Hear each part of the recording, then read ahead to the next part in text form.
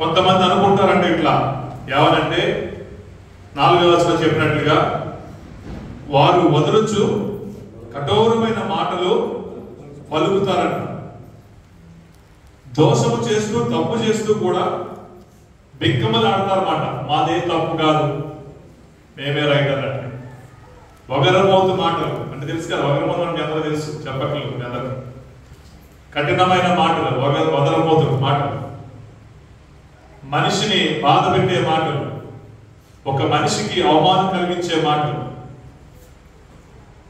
ఒక మనిషిని గాయపరిచే మాటలు వారు మాట్లాడతారా? అలాంటి మాటలు మాట్లాడకూడదని దేవుడు చెబుతున్నాడు. వారు అనుకుంటారంట, అలాంటి మాట్లాడే వారు అనుకుంటారంట, అలా మాట్లాడిన వారు ఇలాగ అనుకుంటారంట, ఏమని? దేవుడు లేడని ఏమనుకుంటారంట? అక్కడ ఏముంది? అక్కడ యెహోవా చూచుడు లేదు, దేవుడు విచారించడం లేదని. మన వాడి దృష్టిలో ఏంటంటే దేవుడు చూడడం, దేవుడు అడగడు. విచారణ అంటే అడగడు, తప్పు చేసినా అడగడు. దేవుడు చూడడం అనుకుంటాడు. ఎవరు అనుకుంటాడట? వదలబోతు మాటలు, కఠినమైన మాటలు, బాధ పెట్టే మాటలు, మనిషిని బాధ పెట్టే మాటలు. దేవుడికి మహిమ కలుగును గాక. అర్థమైంది కదా? ఒక మాటను బట్టి ఒక మనిషికి ఉదయం గాయపడదు. నాకు ఇంతకుముందు కోపం బాగా ఉండేది. ఏదన్నా చెప్పింది చేయకపోతే, అడిగింది ఇవ్వకపోతే, అడిగింది దొరకకపోతే. హల్లెలూయా. ఇప్పుడు నాకు ఇష్టమైంది చేయమని చెప్పినా చేయలేని పరిస్థితి ఇంట్లో ఉన్నాయనుకోండి, ఇప్పుడు కోపం రాదు, మానేసుకున్నాం, అవసరం లేదు. అది నాకు ఇష్టమే, తినాలా ఉంటుంది. కానీ ఆ సమయానికి వాళ్ళు అలక్ష్యం అవ్వచ్చు, నిర్లక్ష్యం అవ్వచ్చు, అశ్రద్ధ ఉండొచ్చు, తెలియతనం ఉండొచ్చు, ఏమందరూ పట్టించుకోరు. కుళ్ళు పొంది పడేస్తారు, లేదా వేరే వాళ్ళకి వెళ్ళిపోతుంది, మనకు దొరకదు. అయినా కానీ మనం ఏం చేయకూడదు? మాట్లాడు. అంతకుముందు ఎలా వచ్చేది? కోపం మాటలు వచ్చాయి, కఠినమైన మాటలు వచ్చాయి, బాధ పెట్టే మాటలు వచ్చాయి. కానీ ఇప్పుడు ఏం చేస్తావు? దేవుడు బట్టి దేవుడు ఏమన్నాడు? తగ్గించుకోవాలి నువ్వు. ఇప్పుడు తగ్గించుకోవడం ఎప్పుడు వస్తుంది? కొంతమందికి వేడి నీళ్ళు లేదా స్నానం చేయడు. ఏం చేయడు? వేడి నీళ్ళు లేదా స్నానం చేయడు. సమయానికి వేడి నీళ్ళు పెట్టకపోతే ఏమవుతుంది? అరికాలు ఎలా ఇస్తారు?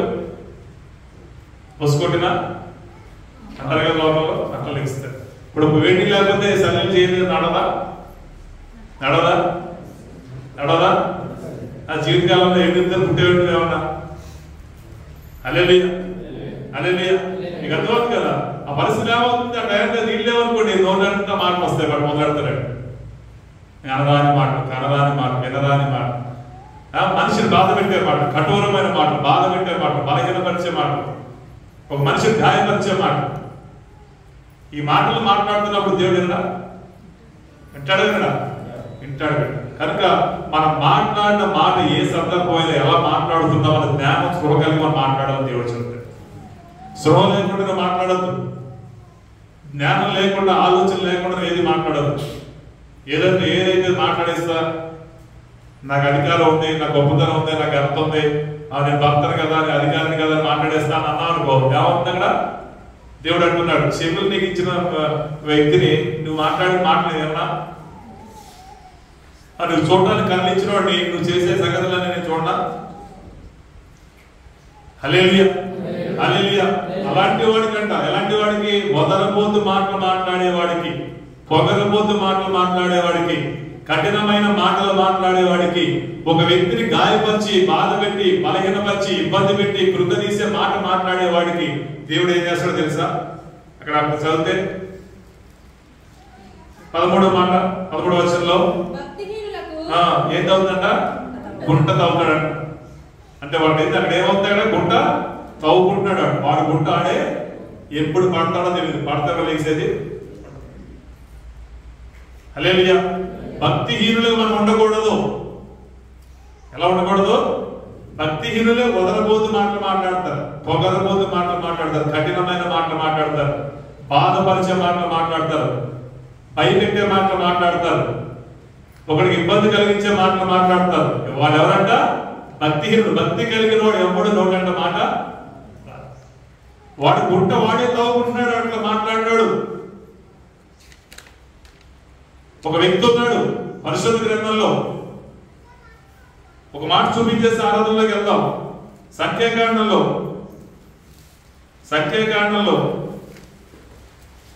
పరిశుద్ధ గ్రంథంలో సంఖ్యాకాండంలో 16వ అధ్యాయంలో దేవుడు తన ప్రజలైన వారికి ఎవరు ఏం చేయాలి, ఎలా చేయాలనే బాధ్యతలు అప్పగించేశాడు. అక్కడ ఐగుప్తు నుంచి కనాను దేశానికి వెళ్తున్నప్పుడు ఎవరు ఏం చేయాలని చెప్పాడు. మీరు ఈ పని చేయాలి, ఈ పని చేయాలి, ఈ పని చేయాలని చెప్పేసాడు. ప్రతి పని బాధ్యత ఇచ్చేసాడు.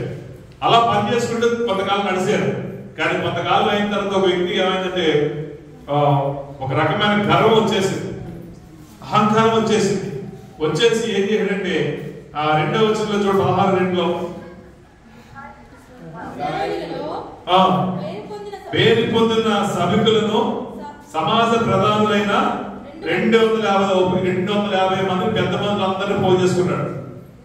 కొరహాన పడిన వ్యక్తి పోగు చేసుకొచ్చాడు. అంతమంది దేవుడు ఆ వ్యక్తికి చెప్పాడు, ఆ సమాజానికి చెప్పాడు, ఆ మందసాన్ని మొయ్యాలంతే. ఏం చేయాలంటే మందసాన్ని మొయ్యాలి. గుడారాలు మార్చినప్పుడల్లా, ప్రయాణం కొనసాగుతున్నప్పుడల్లా వారు ఏం చేస్తారు, యాజకులైన ఆహార సంతలు ఏం చేస్తారంటే అంతా ఒక దగ్గర ప్యాక్ చేసి పెడితే నువ్వేం చేయాలి, మోతకర్రలు దూచి ఆ మోసుకుంటూ వెళ్ళి ఎక్కడ పని దేవుడు ఆపుతాడు అక్కడ దాన్ని తెచ్చాలి అంతే. అంతకంటే ఏం పని లేదు, మీకు వేరే ఏం లేదు. దాన్ని మొట్టను కూడా ముట్టుకోవడం, దాని విప్పను కూడా ఎప్పుడు ఏం చేయాలంటే వాళ్ళు ప్యాక్ చేసి పెడతారు. వ్యక్తి ఏం చేయాలి, కర్రలు పట్టుకుని అంతే. ఇది దేవుడు పెట్టిన బాధ్యత.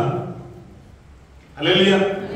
అలాగా చెప్పినప్పుడు అలా ప్రయాణం కొనసాగిన తర్వాత ఇది ఏమనిపించిందంటే ఈ మోసుడు చూసి అతను మోసుకొని పెడతారు కదా, పెట్టిన తర్వాత ఏం చేస్తారు, చక్కగా ఇబ్బంది చక్కగా పరుస్తున్నారు. గుడారాలని మందసానికి తగ్గట్టే మందిరానికి తెప్పిస్తున్నారు.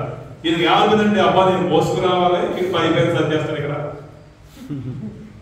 కష్టపడి నేను మోసుకు రావాలి, ఇక్కడ వచ్చి అంతా పెత్తనం చేస్తాడు. ఏదైనా గుడారం వేసేసి అక్కడ నిలబడి ఒక దొప్ప పట్టుకుని ప్రజలను ఆశీర్వదిస్తున్నాడు, ప్రజలు బోధిస్తున్నాడు. మోసేదంతా నేను అక్కడి నుంచి ఇక్కడ దేవదేవుడు గుడారం వేస్తాడు. ఈ విధంగా ఒక రకమైన మనసు. ఆ మనసు రాగానే ఏమైపోయింది తెలుసా, వదలబోతు మాటలు మాట్లాడటం మొదలెట్టాడు. ఎలాంటి మాటలు మాట్లాడట 3వ వచనంలో అక్కడ మోషే అహరోను వీరిద్దరు ఎవరు? ఈ మోషే అహరోను ఇద్దరు ఎవరమ్మా? యాజకులు. దేవునితో ప్రత్యక్ష సంబంధం కలిగిన వ్యక్తులు. మోషే దేవునితో ముఖాముఖిగా మాట్లాడే వ్యక్తి. అహరోను అతి పరిశుద్ధ స్థలములోకి వెళ్ళగలిగే వ్యక్తి. ఎప్పుడు వెళ్ళలేడు అహరోను తప్పితే. అలాంటి గొప్ప దేవుని ఏర్పాటులో దేవుని ఇచ్చిన ఆధిక్యతను బట్టి కొనసాగుతున్న ఆ వ్యక్తులు ఇద్దరు విరోధంగా ఏం మాట్లాడుతున్నట, మీతో మాకిక పర్లేదు. ఎవరితో మాట్లాడుతా తెలుసా? మీతో మాకు పర్లేదు అన్నాడు. ఎవరితో? మోషే. ఈ కొర అన్నవాడు 52 మంది వెనకేసుకొచ్చాడు. సమాజంలో పెద్ద మంది పెద్దవాడు పారపక్షంగా అందరూ వచ్చారు. మాతో మీతో మాకు పని లేదు. మోషే లేకపోతే వీడి జీవితం ఎలా ఉండేది? ఆ ఐగుప్తులో ఎంత అద్భుత కార్యాలు మోషే చేశాడు. ఎర్ర సముద్రాన్ని 2 పాయలు చీల్చినప్పుడు కళ్ళాలు చూశాడు కదా. ఆ బాగాన్ని మధురంగా మార్చినప్పుడు కూడా చూశాడు కదా. అక్కడ ఎన్ని దగ్గర 11 రకాల అద్భుత కార్యాలు ఐగుప్తులో చూశారు కదా. మోషేను దేవుడు అంతగా నడిపించుకున్నాడు కదా, అంతగా వాడుకున్నాడు కదా, నాయకుడుగా లీడర్గా. ఆ విధంగా మోషే ద్వారా దేవుడు ముఖాముఖంగా మాట్లాడుతూ ప్రజలు నడిపించుకుంటూ తీసుకొచ్చాడు కదా. ఇప్పుడు ఏమన్నాడు చూడండి, గీత మాకు ఎంత పొగరు. ఏం చేయాలి అతను? ఏం చేయాలి? మోషేకి లోబడి అంతే కదా. దాస్తిని చిడిపించాడు, బానిసత్వాన్ని చిడిపించాడు, కష్టంని చిడిపించాడు. ఎలాంటి కష్టమని వాక్యం చెప్తుందంటే అది ఇనుమ కొలిమంటది. ఇనుమకు కొలిమేస్తారు కదా, అలాంటి జీవితం అంటే ఐగుప్తులో నివసించిన జీవితం.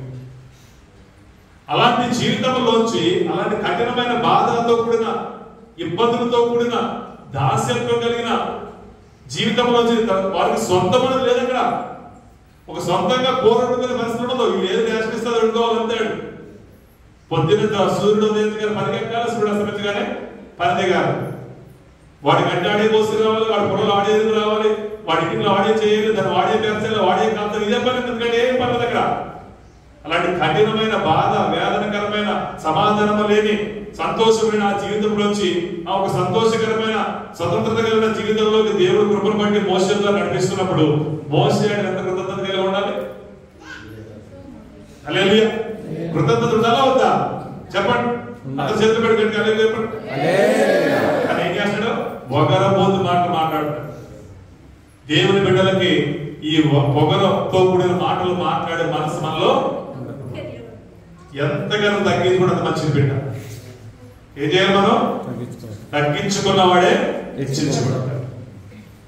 ఎవడైనా నోరు జారి మాట్లాడాలనుకోండి, ఏమి లేదు, సపోర్ట్ చేయకండి. దేవుడు చూస్తున్నాడు, ఆయన చెవులు ఉన్నాయి, దేవుడు చూస్తున్నాడు, ఆయన కనులు ఉన్నాయి, ప్రతి దాన్ని ప్రతిఫలిస్తాడు. ఏం వింటుంది అదే కోసే కాలం రాబోతుంది. దేవుడి మహిమ కలుగును గాక. హల్లెలూయా. కనుక అలా ఉండకూడదు. అలా చేసిన బట్టి ఏమైపోయింది తెలుసా? వాడు ఏమైపోయింది అక్కడ 16వ అధ్యాయంలో సంఖ్యాకాండంలో 26వ వచనం చదవండి. అతడు ఈ దుష్టుల గుడారముల యొద్ద నుండి హల్లెలూయా.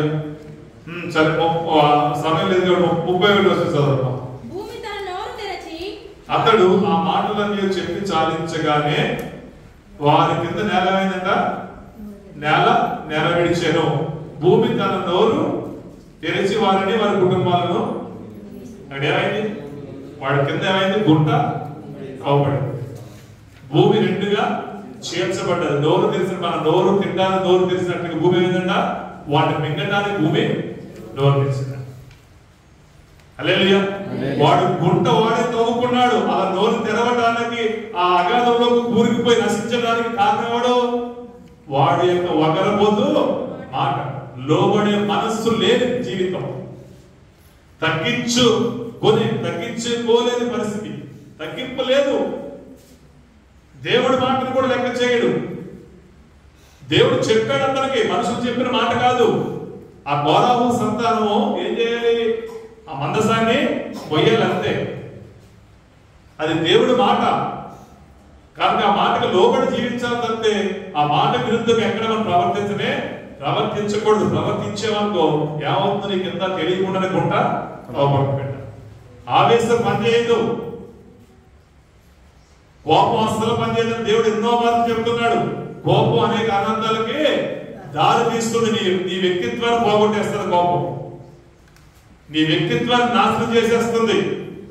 నీ మంచితనం అంతా చెడు చేసేస్తుంది. నీ తొందరపాటు నీ కుటుంబంలోకి సాతానికి ఆహ్వానించే విధంగా ఒక రాజ్య మార్గాన్ని ఏర్పాటు చేస్తుంది. నువ్వు కోపడ్డావు అనుకో, ఇప్పుడు ఎవరిని ఆహ్వానిస్తున్నావు?